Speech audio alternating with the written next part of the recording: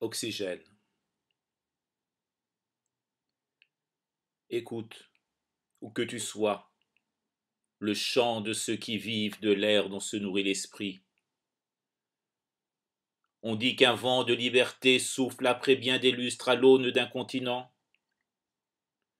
Sur une terre damnée, léguée de despote à despote, aux crimes culminants. Aujourd'hui, c'est sur la paume saignante des peuples qu'on l'a appris. Il n'en faut pas beaucoup parfois pour que se répande la marée, juste une goutte, un grain de sable dans l'engrenage de monstres manœuvrés par l'autre monde qu'on dit libre. Une main nue seule dressée devant l'acier froid des chars qui grincent et qui vibrent. En tout dernier, c'est devant le tyran qu'ainsi la révolution se met en route. La goutte enfante la marée, et c'est un océan qui sous nos yeux se déchaîne. On dit chez nous que l'on n'avait rien vu venir, ni rien soupçonné, mais on nous ment. Leurs frontières grandes ouvertes, comme dans un moulin, on y venait à tout moment. On dit n'avoir vu partout que prospérité, qu'on avait sous-estimé la haine. Ainsi, au fil des ans, à mesure que les affaires se font ici et prospèrent ailleurs, entre des mains insatiables devraient-elles pour cela semer le meurtre et la torture? La liste s'accroît des manquements à l'homme sur le fumier des forfaitures, pousse la gangrène en ce jardin où l'on cultive nuit et jour les fruits du désespoir et de la peur.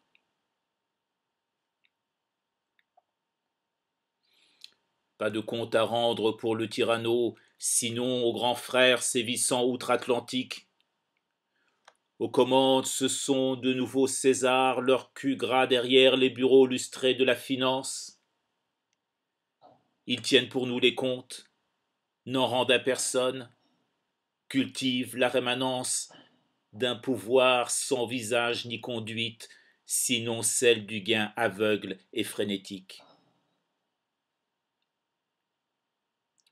C'est depuis leurs immeubles d'acier lisse aux façades transparentes comme le verre que ces despotes sans foi ni loi derrière quelques sigles se dissimulent.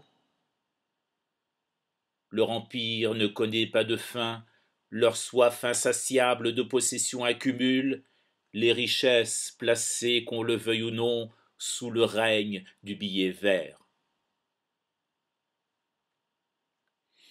Entre eux, ils jouent au dé, le destin de milliers d'hommes que la terre engloutit comme par accident.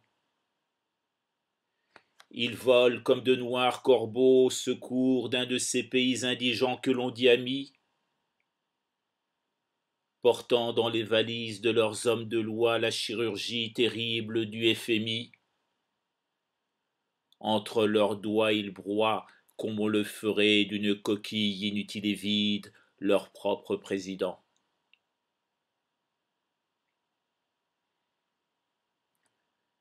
Ces nouveaux Molochs n'ont plus que faire du déluge de feu que leurs armées déversent aux points cardinaux. C'est avec d'autres méthodes bien plus viscérales qu'ils tiennent les 5 continents. Elles se nomment dette insondable, disette, travail sans règle ni principe, crédit permanent, alliance meurtrière, contrat de servitude dont on porte les chaînes ou bien l'anneau.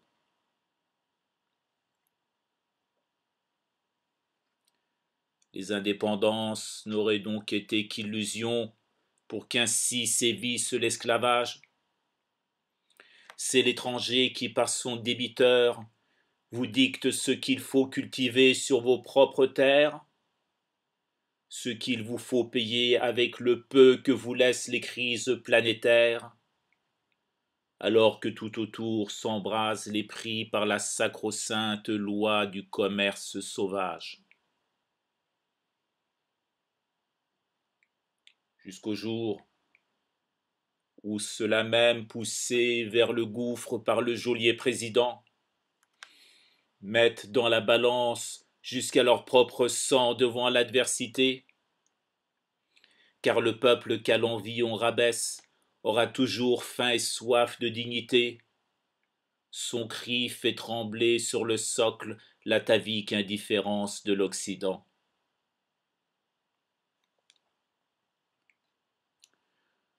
Depuis longtemps, forts de nos aveuglements, nous avons gardé le silence. La force brute que l'on assène sur les membres rompus sévissait à chaque carrefour. Entre le delta du fleuve et la cité des morts, c'est dans le calvaire des faubourgs que régnait sans partage la pauvreté, cette dernière pire que toutes les violences. Nous le savions pourtant, le sort des miséreux en ces lieux, car enfin, rien n'était plus troublant que la tragique absence du lait, des œufs, de l'huile. Rien n'était plus limpide que les fantômes décharnés ne tenant qu'un fil.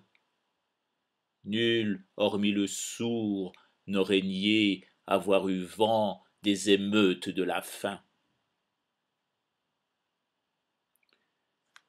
Nous savions comment la cohue, le matin, se presse et se piétine sous une fenêtre de fer, qui parfois s'entr'ouvre pour quelques galettes vers les mains sèches tendues, puis se referme à la seconde devant la foule, l'écume à la lèvre, la voix suspendue, à ces mots toujours les mêmes, frappés comme au coin d'un heurtoir de l'enfer.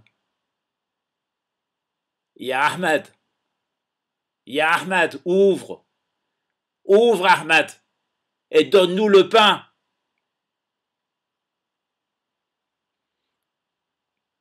Des os craquent. Il en est qui s'évanouissent sous la poussée de la foule devenue ivre. Au-dessus des têtes, au bout des doigts, on voit flotter çà et là des billets d'une livre. En deux mots, le destin tracé par l'occupant n'est autre qu'ainsi on vous le dépeint.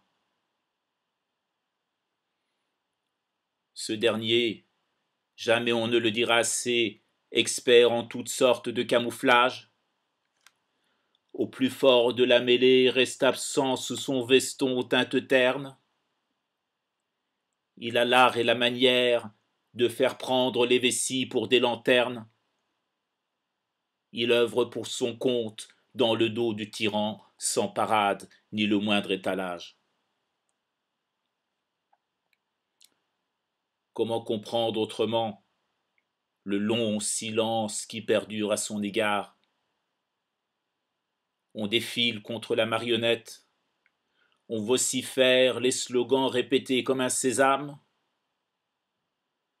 On oublie le marionnettiste, sa main, ses ficelles, jusqu'à son nom, l'oncle Sam. Or ce dernier, vers un pantin tout neuf déjà, dirige son regard.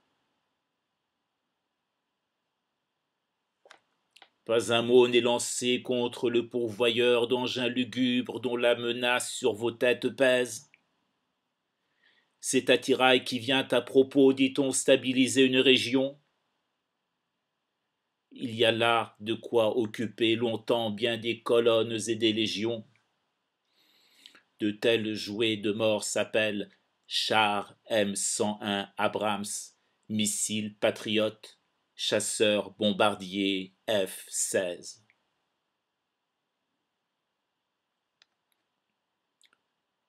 Sa tête a des lieux du théâtre des troubles, il a les pieds bien plantés ici. On aimerait qu'il les pose ailleurs désormais, à charge pour nous s'il le fallait de mourir. C'est le mot à faire passer depuis les bords du Nil jusqu'au cœur de la place Tahrir. Que notre futur ne se joue plus jamais entre Pentagone et Washington DC.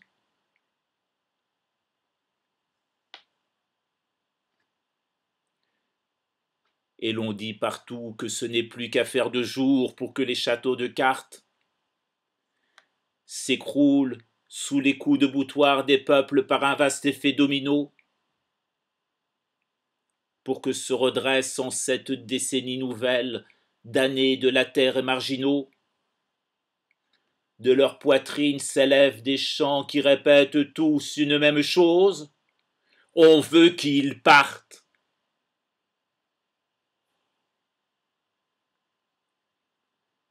À ces chants, à de tels chants, Reza joindra le sien, car il sait que l'homme, au fond de ses gènes, garde jalousement un air sacré qui des tourmentes et de l'orage n'a rien à craindre, un air tel une flamme immortelle qu'aucun vent ne sait faire vaciller ni éteindre. Il le nomme voix vive, poésie, parole libérée, ou encore son dernier oxygène.